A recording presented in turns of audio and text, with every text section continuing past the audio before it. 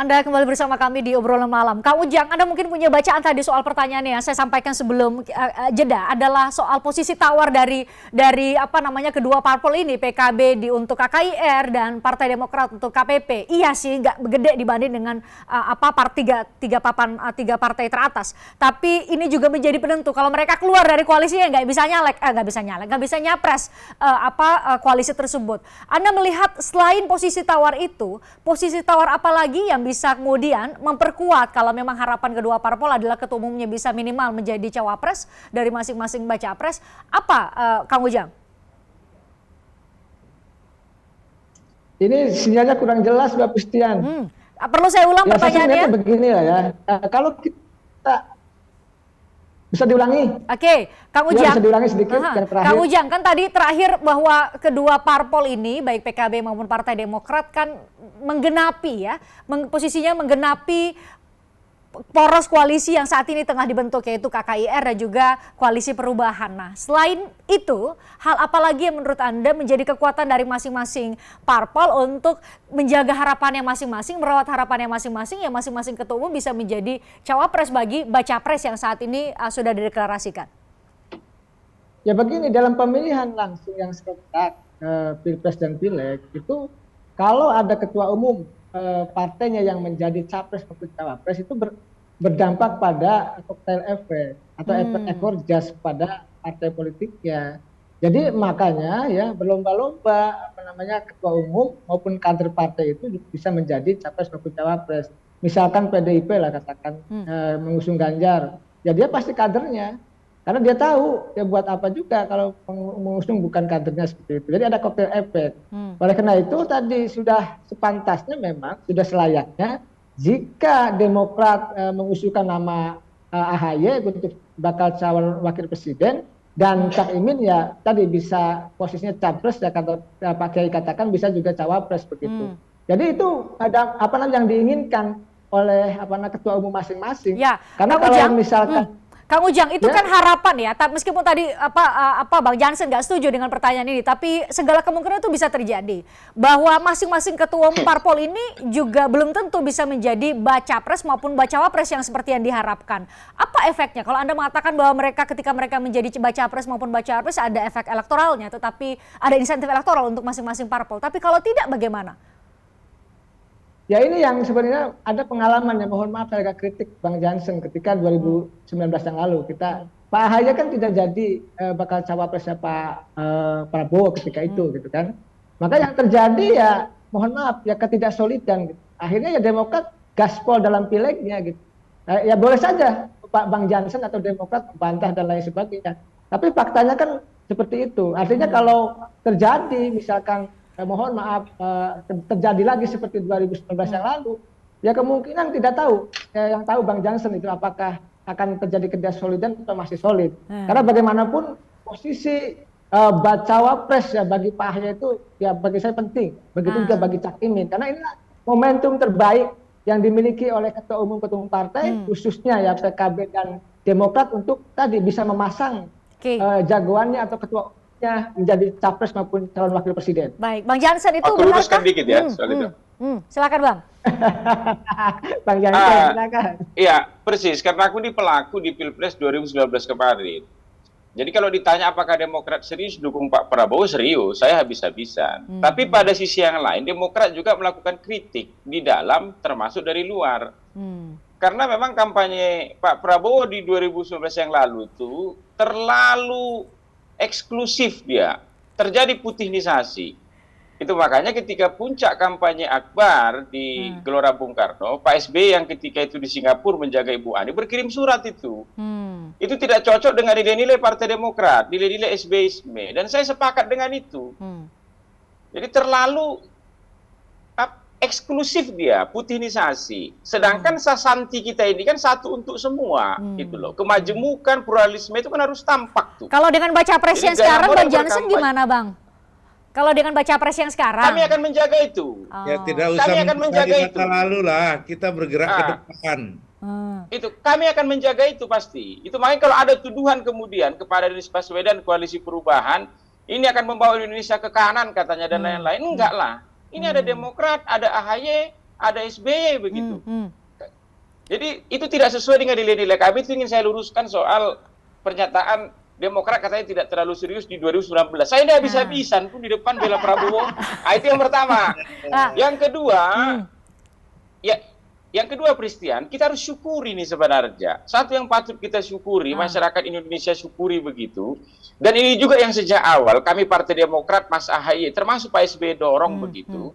Dari kejadian beberapa waktu belakangan ini, ya PKB datang ke Cikeas, ketemu Demokrat, ketemu Pak SBY, Golkar juga demikian, atau misalnya PKB jumpa misalnya dengan Golkar dan lain-lain begitu. Ini menunjukkan ya kemandirian partai politik di Indonesia kembali.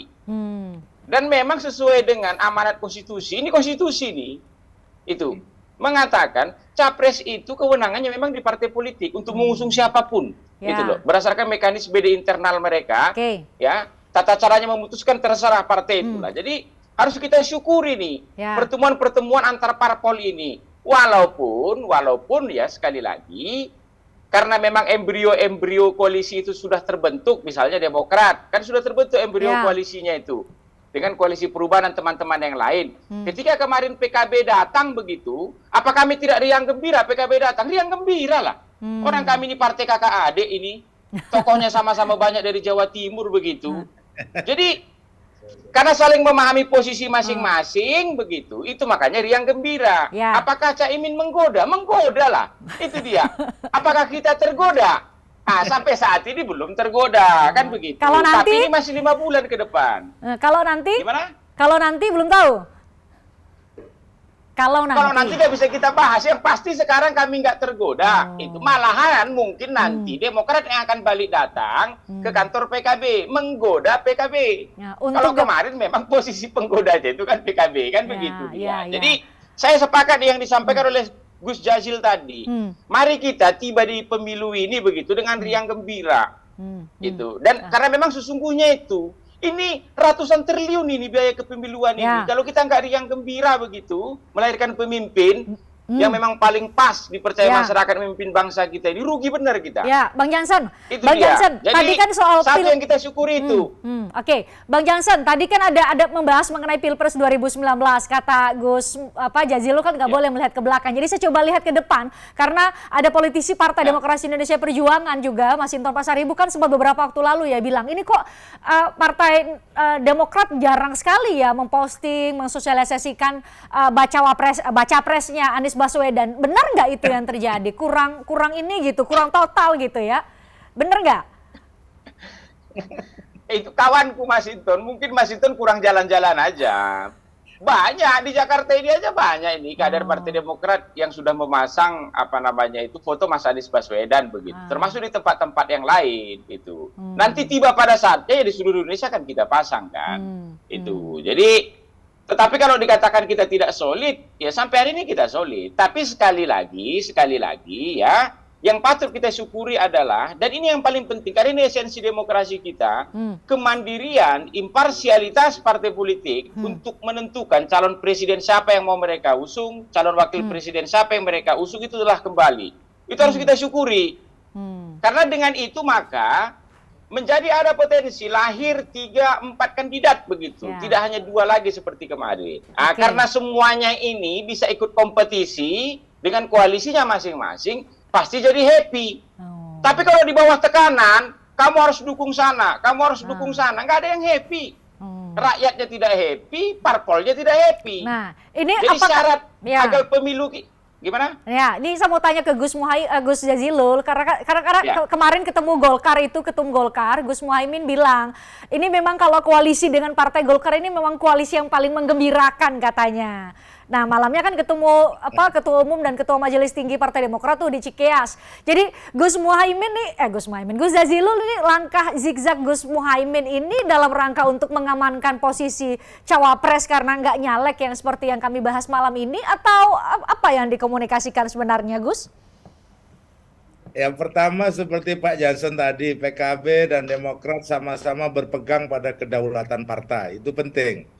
Dan menjadikan momen ini sebagai ajang uji gagasan semua kader. Dan saya mengapresiasi yang disampaikan oleh Pak Anas tadi, bahwa PKB memang selalu membawa hoki. Jadi setiap koalisi yang ada PKB-nya menang gitu. Makanya nggak ada cerita kayak Pak Jansen itu. Jadi, eh, nah ke depan ini justru ini beban berat bagi PKB. Karena yang selama ini membawa hoki, maka di 2024 ini harus betul-betul presisi ketika menentukan dan ketika memandatkan Gus Muhaimin untuk maju. Di tengah semua dinamika yang ada. Namun alhamdulillah memang karena watak PKB itu partai terbuka dan selalu menjalin kerjasama dengan yang lain, maka sangat mudah untuk berkomunikasi dengan partai-partai yang lain termasuk Golkar, Demokrat, meskipun kami sudah ada dalam koalisi Kebangkitan Indonesia Raya. Sudah ada fatsun politiknya di situ dan memang dimungkinkan untuk merangkul dan membuka komunikasi dengan partai yang lain. Nah, pada intinya bahwa PKB memandang pemilu 2024 ini untuk kembali saya pikir betul-betul menakar ulang presisi yang saya sebut tadi hoki. Sebab hoki ini kadang-kadang berat untuk dicari. Ikhtiar iya, usaha iya, hokinya nggak dapat gitu. Nah sekarang ini kita ikhtiar semua sampai hari ini, tapi tidak ada satupun pasangan presiden dan calon presiden. Memang waktunya masih jauh. Tapi saya yakin para calon presiden dan cawapres ke depan ini selain soal elektoral, soal koalisi kerjasama partai, itu juga melihat arah ke depan. Gus, ini kan masih penentuan ya siapa baca pres yang bakal hoki menjadi kawan koalisi partainya menjadi kawan koalisi PKB. Tapi kok belum kelihatan kalau di KPP kan ada Partai Demokrat yang sudah ditemui. Kalau ke PDIP kenapa belum ada pertemuan seperti P3 misalnya ya sudah P3 bahkan sudah mendeklarasikan baca presnya adalah Ganjar Pranowo. Kenapa Gus? Ya memang Pak Muhaimin akhir-akhir ini sedang berkeliling untuk bertemu dengan sejumlah tokoh. Dan insya Allah selain Pak SBY, besok hari Kamis Pak Muhaimin juga akan bertemu dengan Pak Hamzahas, Wakil Presiden, yang juga tokoh dari Nahdlatul Ulama. Saya pikir semua cair dan kami sampai hari ini memang tidak punya masalah sedikit pun dengan PDIP. Namun memang untuk bertemu masih dicarikan waktu yang tepat, kemungkinan atau hal-hal yang lain secara teknis. Tidak ada yang soal-soal ideologis, soal-soal yang yang fundamental. Pertemuan kami dengan PDIP belum terlaksana misalkan. Namun kami menghormati apa yang sudah menjadi komitmen kami dengan Partai Gerindra. Jadi sesungguhnya PKB untuk hari ini enjoy saja dan bisa bertemu dengan semua ketua umum partai dan partai yang ada. Enjoy meskipun memang ya gimana Gus? Ya, meskipun memang PKB harus hati-hati betul untuk pada limit tertentu nanti memutuskannya. Karena tidak ingin 2024 ini seperti disampaikan Kang Ujang tadi bisa jadi malapetaka buat PKB. Karena ini ada masalah kotel efek di situ ketika menentukan salah. Makanya Muhaimin harga mati, kalau bahasa PKB bukan harga mati, harga pasti. Gus Muhaimin maju di kertas suara. Ya, baik. Gitu.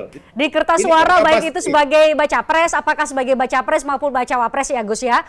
Oke, saya tutup. Ya, pokoknya ada di kertas suara Pilpres. Iya, kertas suara Pilpres. Ya hanya dua itu Gus pilihannya, baca pres atau baca wapres. Yang jelas masing-masing ketua umum saat ini berarti berfokus betul untuk bisa memenangkan pemilu 2024. Pemilu 2024 gak hanya Pilpres ya, tapi ada juga Pileg. Kita butuh sosok-sosok yang mumpuni yang duduk di legislatif, yang ada duduk di Senayan. Terima kasih Bang Jansen, terima kasih Gus Jazilul, terima kasih Bang Anas, terima kasih Kang Ujang sudah join di obrolan malam. Saya juga mengucapkan terima kasih buat Anda pemirsa sudah join bersama kami, saya Christian Grich. Terima kasih.